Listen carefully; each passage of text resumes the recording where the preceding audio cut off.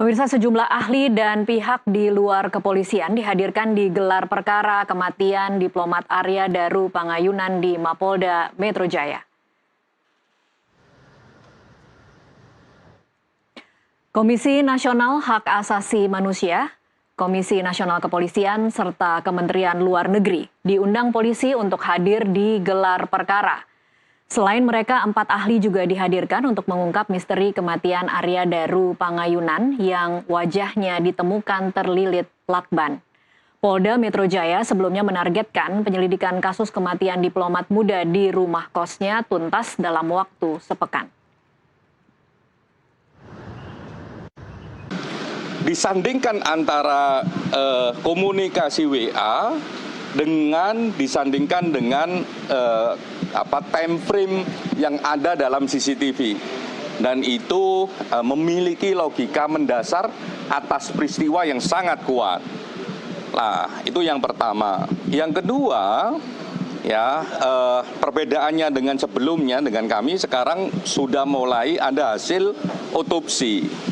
Jadi tadi kami ditunjukin hasil otopsi, diterangkan apa saja yang dilakukan dalam konteks otopsi dan sebagainya, ditunjukin bagaimana cara melakukan otopsi dan sebagainya, sampai menarik kesimpulan atas peristiwa tersebut, penyebab kematiannya. Nah, kami tidak bisa menyebutkan di sini, biar Polda Metro Jaya yang akan mengumumkannya. Tapi yang paling penting dalam segi bagaimana prosedur itu dilakukan, otopsi juga dilakukan sangat detail, termasuk bagaimana kondisi tubuh di luar yang kelihatan kasat mata sampai bagaimana kondisi tubuh di dalam yang tidak kasat mata. Kedua juga kandungan-kandungan yang ada dalam tubuhnya itu apa saja. Apa hasil gelar perkara kematian diplomat Arya Daru Pangayunan dan apa saja yang direkomendasikan pihak-pihak yang diundang polisi yang hadir di gelar perkara hari ini? Kita akan bahas bersama narasumber yang sudah terhubung melalui sambungan Zoom.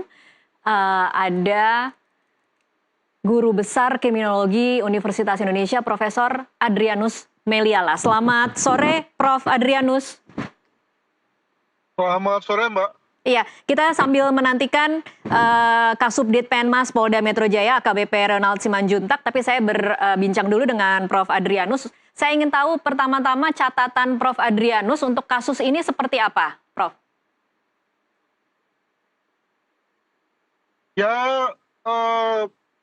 Beruntunglah kasus ini terjadi di Jakarta sehingga kemudian yang bersangkutan atau kasus ini mendapatkan perhatian penuh dari kepolisian dan bisa kemudian dirujuk dengan berbagai teknik ilmiah yang canggih gitu.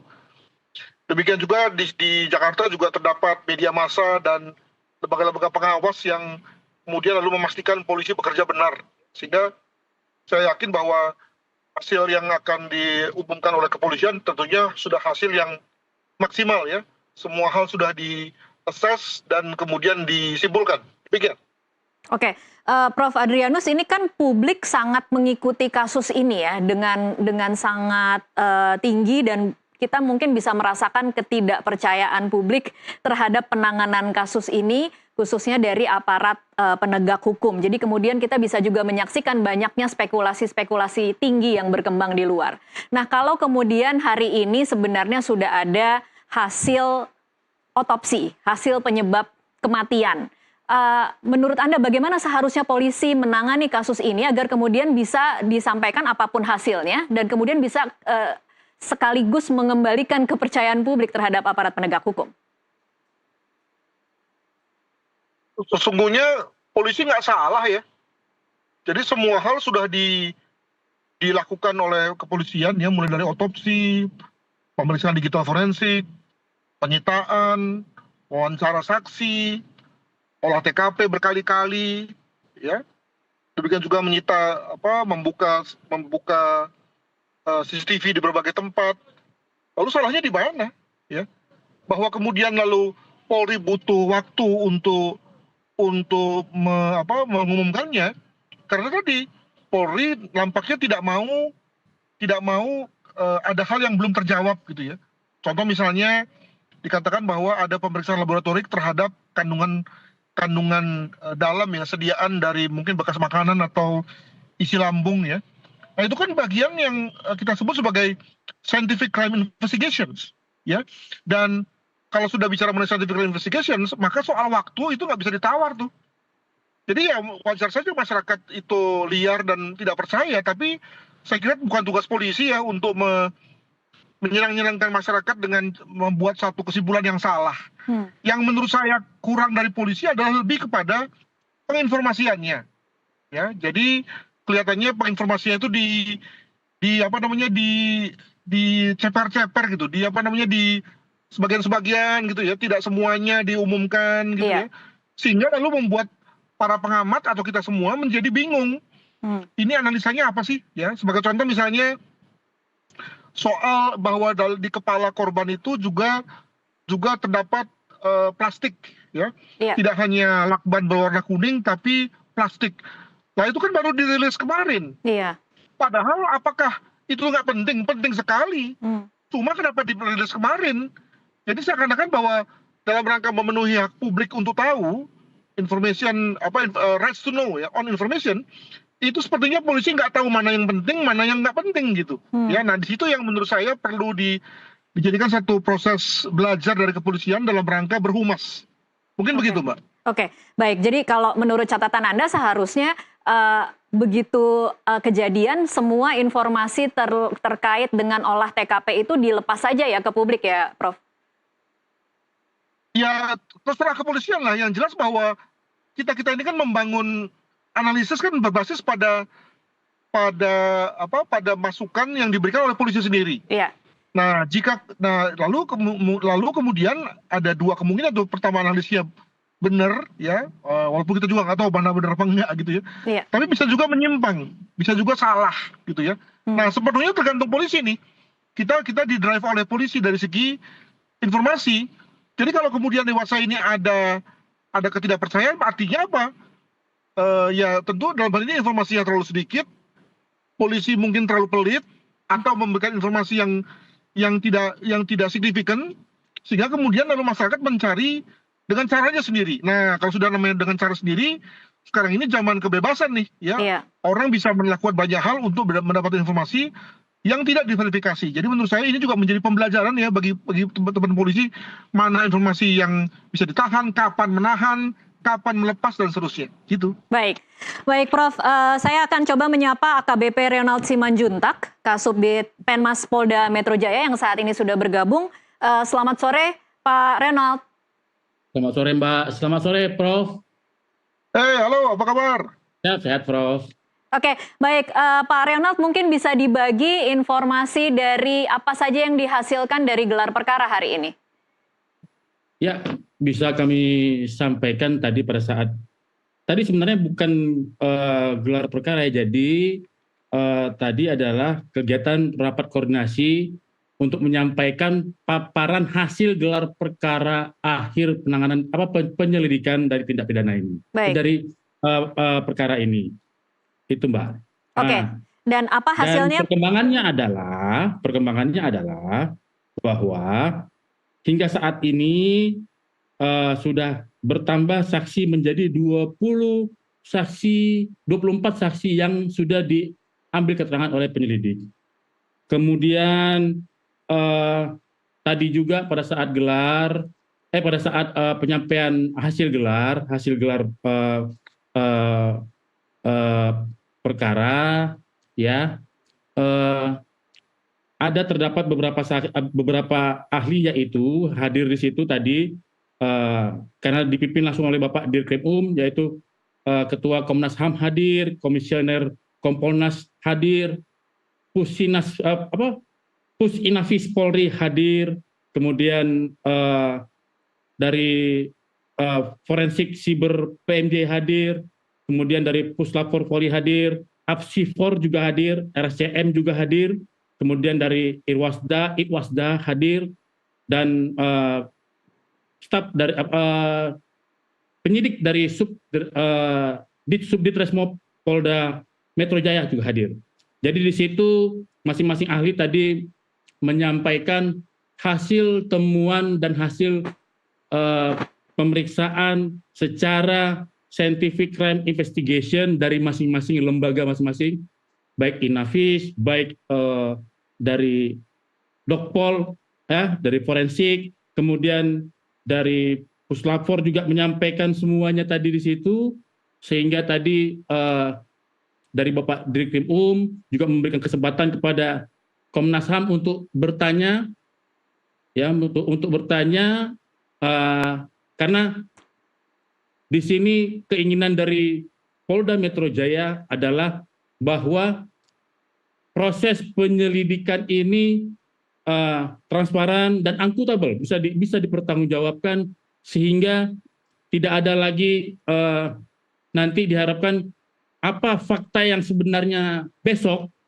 siang akan disampaikan oleh Direktorat Kriminal Umum Polda Metro Jaya, fakta dan hasil dari penyelidikan tentang ditemukan mayat atau seseorang sudah tidak bernyawa lagi di kos-kosan dengan korban ADP. Demikian, Mbak. Baik, Pak Reonald, kalau tadi Anda menyebutkan ada banyak pihak yang hadir dalam rapat koordinasi tadi, apakah bisa dikatakan bahwa setelah rapat tadi memang sudah diambil kesimpulan apa yang menjadi penyebab kematian, dan apakah itu disepakati atau disetujui oleh semua pihak yang hadir? Dalam rapat koordinasi tadi mendengarkan paparan dari hasil gelar perkara penyelidik, ya, sebenarnya tadi Bapak Dirkrim sudah mengerucutkan satu kesimpulan dan fakta tentang apa yang terjadi pada korban ADP, ya Mbak, pada korban ADP. Ini hasil ini adalah hasil setelah dipersesuaikan semua keterangan, disinkronkan semua keterangan, baik dari 24 saksi tadi dengan alat bukti yang ditemukan, ya, alat bukti yang ditemukan, sehingga muncullah fakta apa yang sebenarnya terjadi dengan korban ADP. Tadi saya mendengar, mohon izin Prof menyampaikan kenapa terkesan lama. Sebenarnya penyelidik ini betul-betul mengedepankan keterhati-hatian, ya, keterhati-hatian dan ketelitian, kemudian mengedepankan investigation crime, scientific investigation crime investigation, untuk membuktikan, ya, fakta apa sih yang terjadi kepada korban ADP, karena memang dibutuhkan sekali hasil dari otopsi, kemudian hasil dari forensik, kemudian hasil pemeriksaan dari psikologi forensik untuk meyakinkan bahwa jangan sampai tidak tergambarkan tentang perbuatan apa yang terjadi, tentang rangkaian apa yang terjadi dalam sehingga ditemukan korban ADP sudah tidak bernyawa di kos-kosannya tersebut. Demikian. Baik.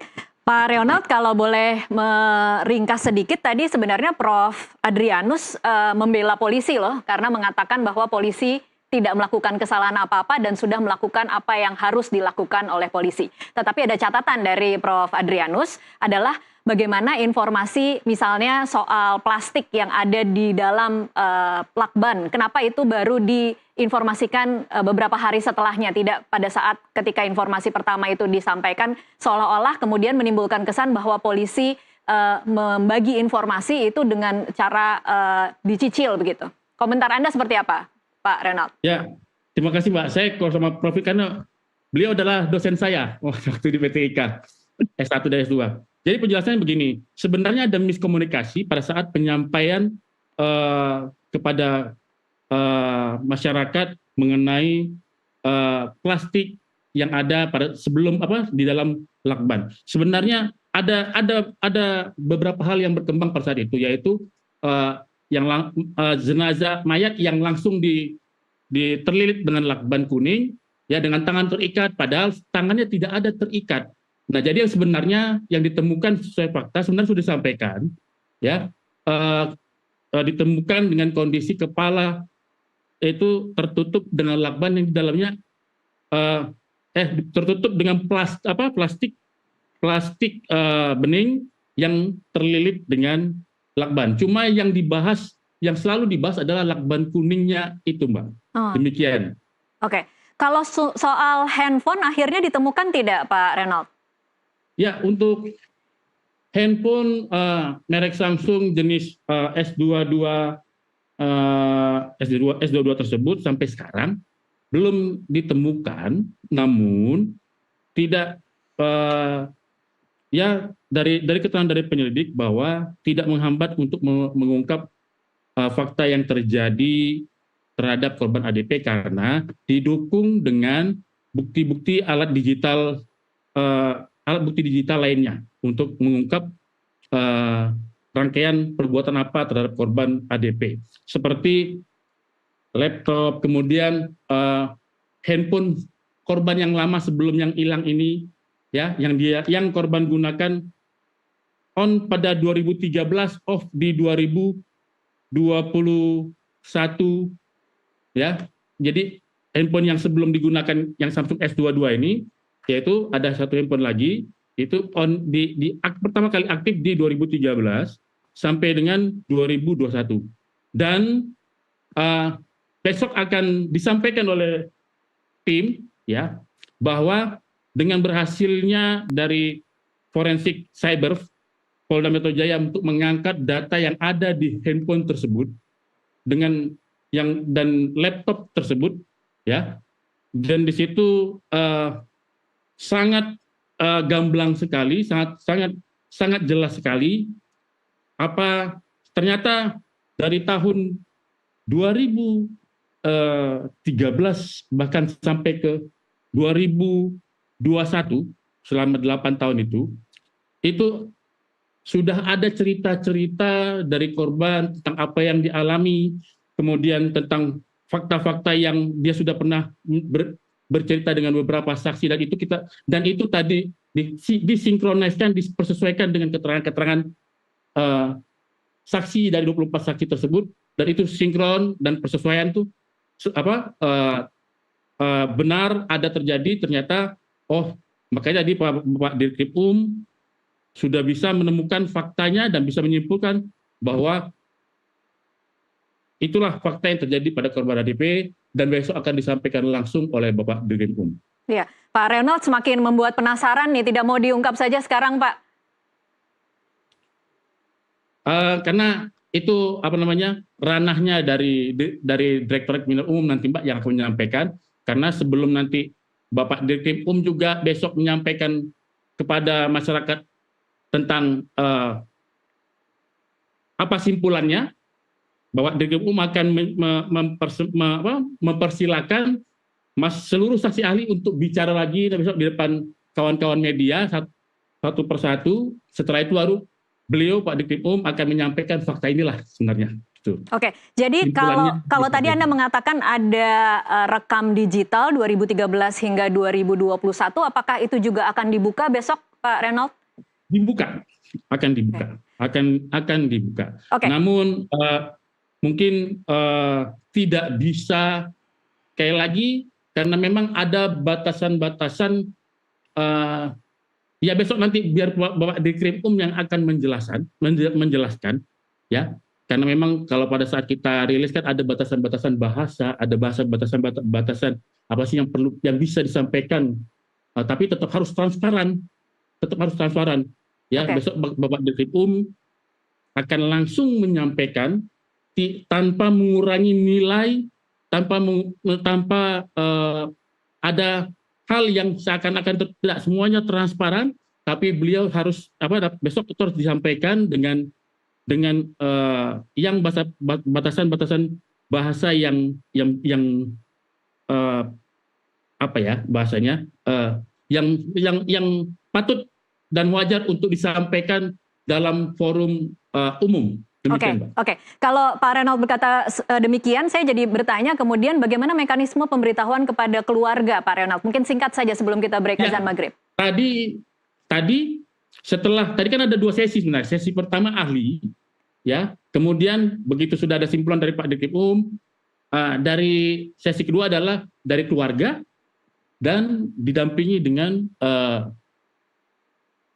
beberapa staf dari Kemenlu tempat korban bekerja. Di situ disampaikan secara transparan, tidak ada yang ditutupi. Apa komentar keluarga tadi Pak Renald? Ya Pak. Bagaimana reaksi penerimaan keluarga tadi? Nah besok itu akan disampaikan oleh Bapak Dirkrim bagaimana tanggapan dari keluarga. Ya. Oke, baik. Kita akan break untuk jeda azan maghrib untuk wilayah Jakarta dan sekitarnya. Pemirsa tetaplah bersama NTV Prime.